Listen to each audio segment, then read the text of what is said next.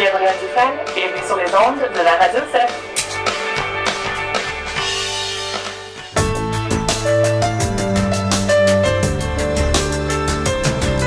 Bonjour mesdames et messieurs, bienvenue sur les ondes de la radio du CEF, votre radio, la voix du Conseil des écoles françaises. Le mois de l'histoire des Noirs a été un vrai succès dans les écoles du CEF. Un mois très enrichissant qui nous fait voir notre monde à travers une autre lentille.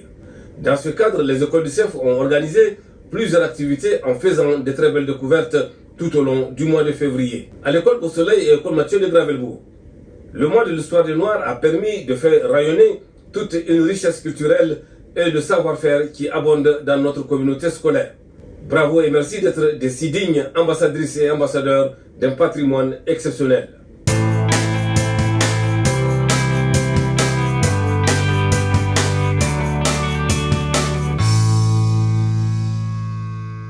Un peu plus tôt en février, toujours à l'école Beau Soleil et l'école Mathieu de Gravelbourg, les élèves ont eu une activité de lecture avec les aînés.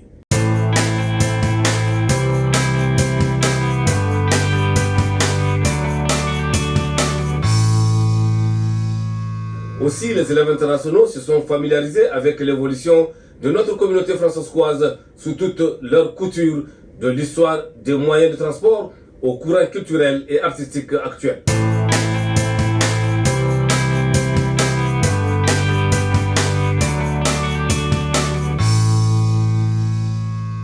À l'école Boréane, c'est avec honneur, fierté et reconnaissance que l'école a clôturé le mois de l'histoire des Noirs. Ce fut un grand moment de partage de la diversité et surtout du rayonnement de la culture noire à Pointe-X.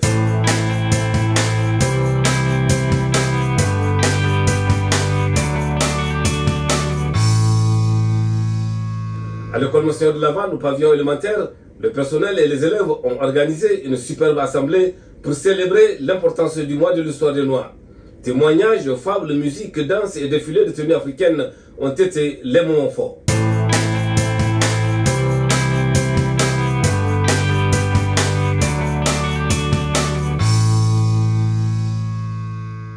À l'école du parc, c'est l'heure des contes africains.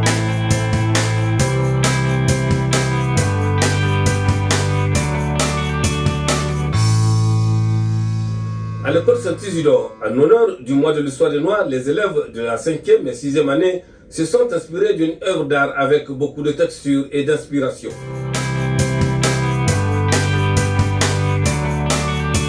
Les élèves de la prématernelle à la 6e année sont allés à Domremy jouer aux quilles, sauter sur des châteaux gonflables et patiner. Un immense merci à toute l'équipe.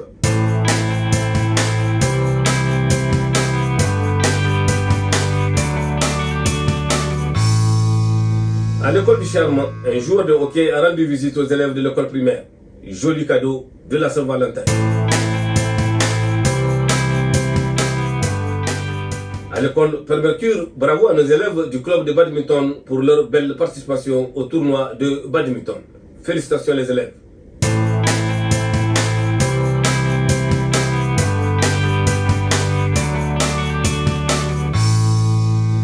À l'école canadienne française, au pavillon Monique Rousseau, le club des ours polaires de la maternelle n'a pas eu peur de la tempête. C'est très courageux.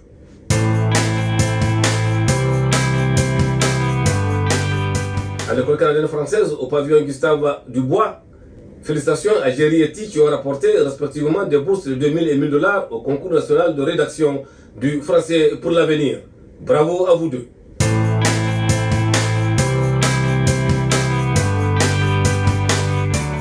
À l'école Valois, le 27 février, l'école a célébré la 5e journée d'école en se déguisant comme un aîné de 100 ans. Que c'est beau de vieillir.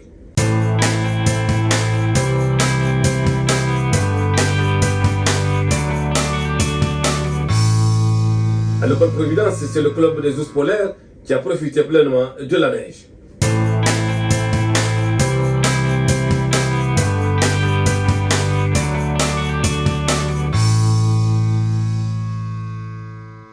Mesdames et messieurs, dans ce numéro 6 de 1440, nous allons revenir sur le rapport annuel du CEF 2022-2023 et sur l'entretien que nous a accordé M. André Messier, directeur général adjoint du CEF.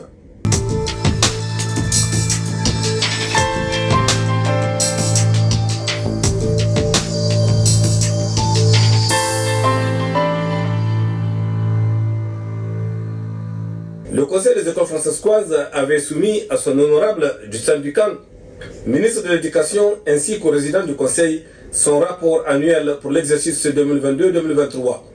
Ce rapport présente un aperçu des objectifs, des activités et des résultats pour l'année financière du 1er septembre 2022 au 31 août 2023. Le rapport fournit aussi un aperçu financier ainsi que les états financiers vérifiés par un auditeur indépendant selon les méthodes comptables normalisées généralement reconnues au Canada.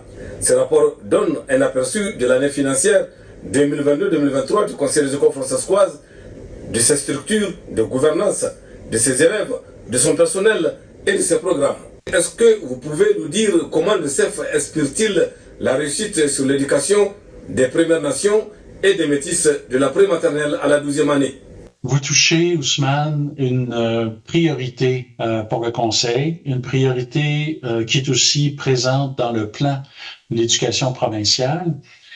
L'an passé, on a mis sur pied un groupe de travail composé d'enseignants, de direction, qu'on a appelé comité consultatif en matière des Premières Nations, Inuits et Métis. Ce comité-là a travaillé en concertation pour identifier les besoins de formation des membres du personnel. Et il a travaillé aussi avec l'aide de Mme Rosalie Lisée, qui est une conseillère pédagogique qui intervient beaucoup dans le dossier des relations avec le ministère et dans le dossier des Premières Nations. Dans le passé, donc, Mme Lisée a fait la promotion, continuer à faire la promotion des outils qui sont en place, proposés par le ministère. Et elle a pu, dans le cadre de l'initiative souhaitée par notre directeur général, M. Ronald Ajavon, contribuer à l'embauche d'une personne de grande qualité, M. Roger Russ, qui est avec nous depuis septembre 23. Et M. Russ, c'est un membre des Premières Nations et son objectif, c'est de former, de continuer à former les membres du personnel à mieux comprendre la réalité vécue par les Premières Nations, donc organiser de manière bien concrète tout ce qui s'appelle réconciliation, tout ce qui s'appelle rencontre de la réalité de l'autre avec l'autre.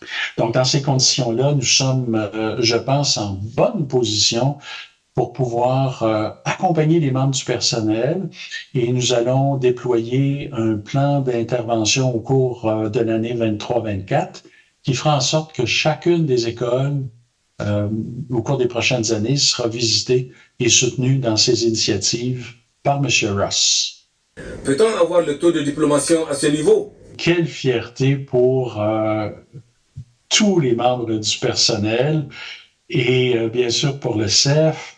Les résultats que nous obtenons au niveau de la diplomation sont extraordinaires. Je vous donne, nous avons deux mesures. Nous avons une mesure en 3 ans et une mesure en 5 ans. Donc, les élèves qui débutent leur secondaire et qui terminent avec un résultat à la fin de la 12e année, nous avons un taux de diplomation en 22-23 de 94%. Et en 5 ans, le taux de diplomation est de 96%.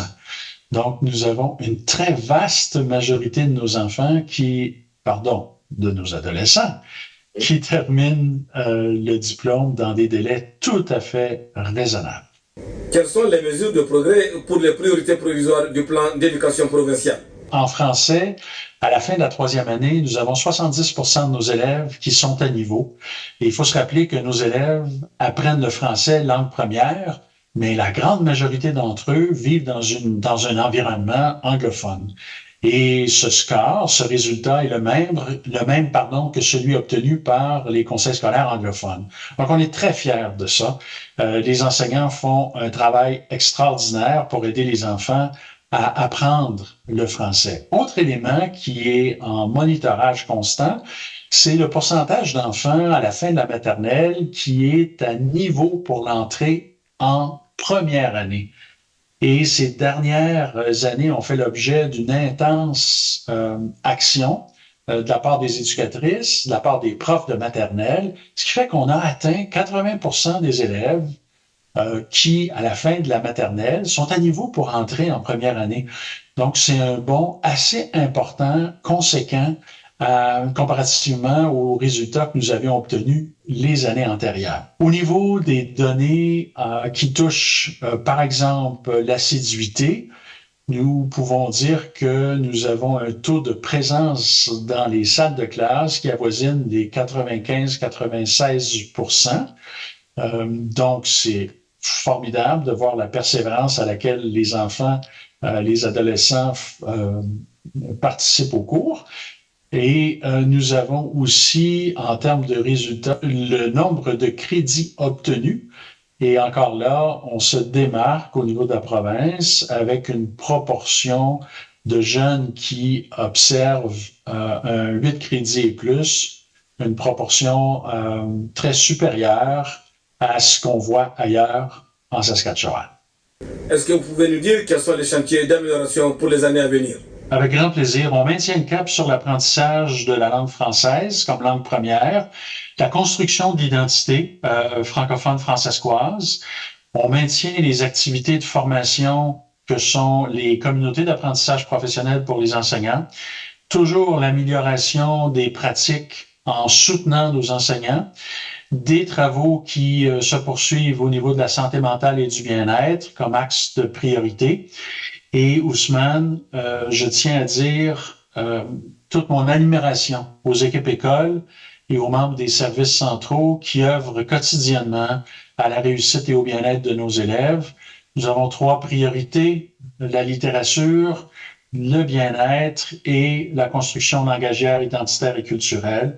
Priorités qui s'insèrent très bien dans le plan du ministère et qui correspondent aux exigences de notre conseil scolaire au niveau de son plan stratégique.